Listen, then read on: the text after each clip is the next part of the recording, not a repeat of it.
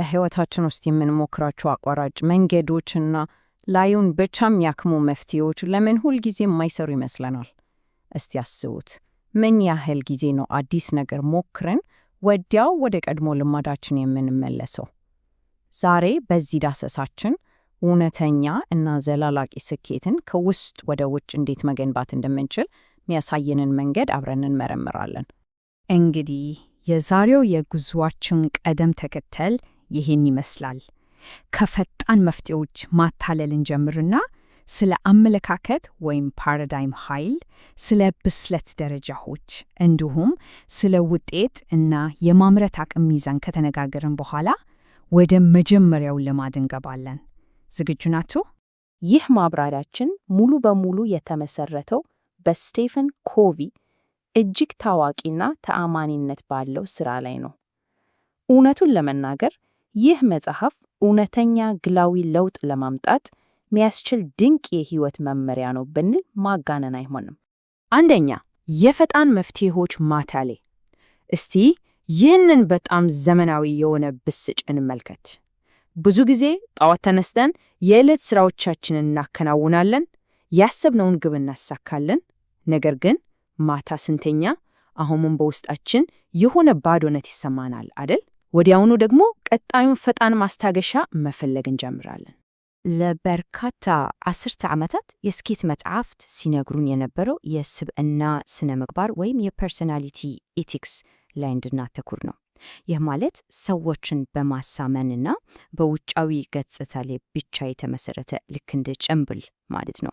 ነገር ግን እውነተኛና ዘላቂ ስኬት የሚፈልገው ልክ እንደ ዛፍ ስር ጠንካራ የሆነ የባህሪ ስነ ምግባርን ነው። ይህ ደግሞ ታማኝነትን፣ ትዕግስትን እና የተፈጥሮ የመኸር ሕግን መሰረት ያደረገ ነው። ዘርተን ሳንከባከብ ልናጭድ የምንችልበት ምንም አይነት አቋራጭ መንገድ የለም። ሁለተኛ፣ የአመለካከት ወይም የፓራዳይም ኃይል።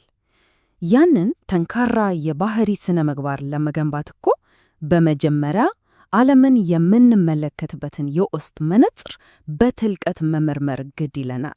ዋናውና ወሳኙ ነጥብ ይህ ነው። ፓራዳይም ልክ እንደ ካርታ ነው።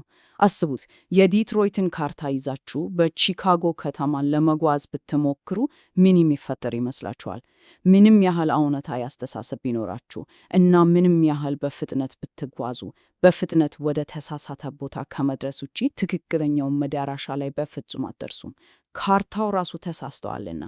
ይሄ ደግሞ አመለካከታችን እንዴት በድንገት ሊቀየር እንደሚችል በሚገባ ያስረዳናል። አንድ የተቆጣ የጦር መርከብ አዛዥ በባህር ላይ ያየው መብራት ሌላ መርከብ መስሎት መንገድ ልቀቅ ብሎ ሲያስጠነቀቅ ያየው ነገር የማይነቃነቅ የባህር ላይ መብራት ወይም ላይት ሃውስ መሆኑን ሲገነዘብ ወዲያውኑ አካሄዱን ይቀየራል። ይሄ የሚያስተምረን ትልቅ ቁም ነገር አለ።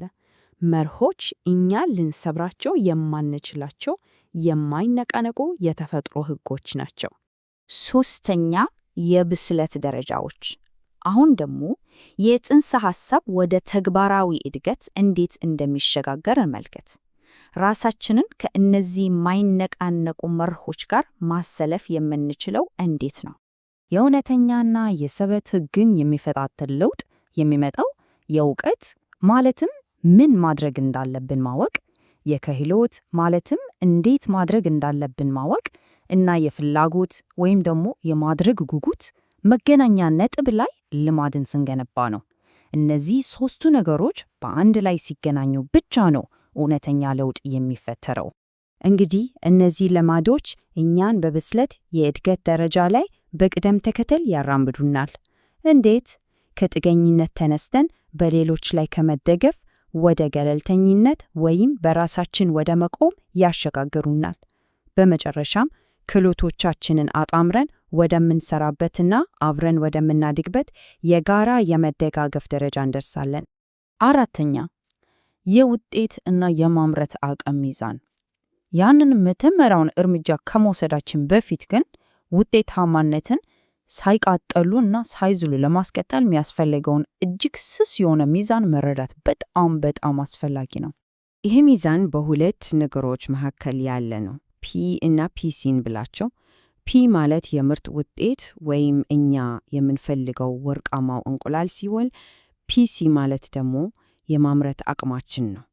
በሌላ አገላለጽ ያንን ወርቃማ እንቁላል የምትጥለው ጤናማ ዋዚ ማለት ነው። እውነተኛው ውጤታማነት የእነዚህ የሁለቱ ጤናማ ሚዛን ነው። ምክንያቱም አስቡት፣ ዚዋን ችላ ማለት ለረጅም ጊዜ ውድቀት መዳረጉ አይቀርም። ጥገና ባለማግኘቱ ሞተሩ የሚቀጥል የሳር ማጨጃ ማሽን ቢሆን ወይም ክፍሉን እንዲያጸዳ ተብሎ በጩኸት የምናስገድደው ታዳጊ ልጅ ትኩረታችን በወርቃማው እንቁላል ላይ ብቻ ከሆነ በመጨረሻ ያንን ውድ ሀብት እና የጠበቃ ግንኙነት ማጥፋታችን አይቀርም። 5ኛው የመጀመሪያው ልማድ ቀዳሚ መሆን። አሁን እነዚህን መሰረታዊ ፍልስፍናዎች በሚገባ ከተረዳን ወደ መጀመሪያውና ትልቁ ተግባራዊ እርምጃችን ደርሰናል ማለት ነው። ቀዳሚ መሆን ወይም ፕሮአክቲቭ መሆን። ይህ በጣም ጥልቅ የሆነ የሽግግር ነጥብ ነው። እስቲ አስቡት፣ በአንድ ውጫዊ ቀስቃሽ ሁኔታ እና በእኛ ምላሽ መካከል ባለው አጭር የስነ ልቦና ክፍተት ውስጥ በእርግጥ ምን ይከሰታል? እኛስ መቆጣጠር የምንችለው ምንድን ነው? የዚህ አስገራሚ ጥያቄ መልስ የሚገኘው በቪክቶር ፍራንክል ታሪክ ውስጥ ነው። በናዚ የሞት ካምፕ ውስጥ ታስሮ የነበረው ይህ የሥነ አእምሮ ሐኪም ጠላቶቹ ሊወስዱበት ማይችሉት አንድ የመጨረሻ የሰው ልጅ ነፃነት እንዳለው ተገነዘበ። ያም በገጠመው አሰቃቂ መከራ ውስጥ የራሱን ውስጣዊ ምላሽ በነፃነት የመምረጥ ኃይል ነው። ማንም ሊነጥቀው ማይችል ኃይል። የፍራንክል ግኝት ትክክለኛውን የቀዳሚነት ወይም የፕሮአክቲቪቲ ትርጉም ይገልጽናል። ባህሪያችን የውሳኔያችን እንጂ የሁኔታዎች ውጤት አይደለም።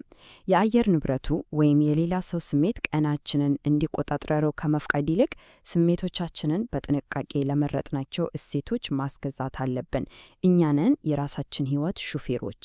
የዚህን ልዩነት የዕለት ተዕለት ንግግሮቻችን ላይ በትክክል መስማት እንችላለን። ምላሽ ሰጪ ወይም ሪያክቲቭ የሆኑ ሰዎች ይህን ማድረግ አለብኝ ወይም እሱ እኮ ነው ያናደደኝ በማለት ኃላፊነትን ወደ ሌላ አካል ያስተላልፋሉ። ነገር ግን ቀዳሚ የሆኑ ሰዎች እኔ ያደርጋለሁ እና እኔም መርጣለሁ በማለት የኃላፊነትን ስልጣን በድጋሚ የራሳቸው ያደርጋሉ። የቃላት ምርጫችን እኮ የሕይወታችን መስተዋት ነው። እንግዲህ የዛሬውን ማብራሪያችንን ከማጠናቀቄ በፊት አንድ አነቃቂ ጥያቄ ላንሳላችሁ። ላዩን በሚታዩ የስብዕና ባህሪያት ላይ ብቻ ጊዜያዊ መፍትሄዎችን መለታፋችንን እንቀጥላለን ወይንስ አመለካከቶቻችንን በመቀየር እውነተኛ ባህሪን ከውስጥ ወደ ውጭ ከስሩ መገንባት እንጀምራለን? ቅጠሎቹን ከመቁረጥ ይልቅ ስሩን ማከምን ምንጀምረው መቼ ነው? ምርጫው በእጃችን ነው።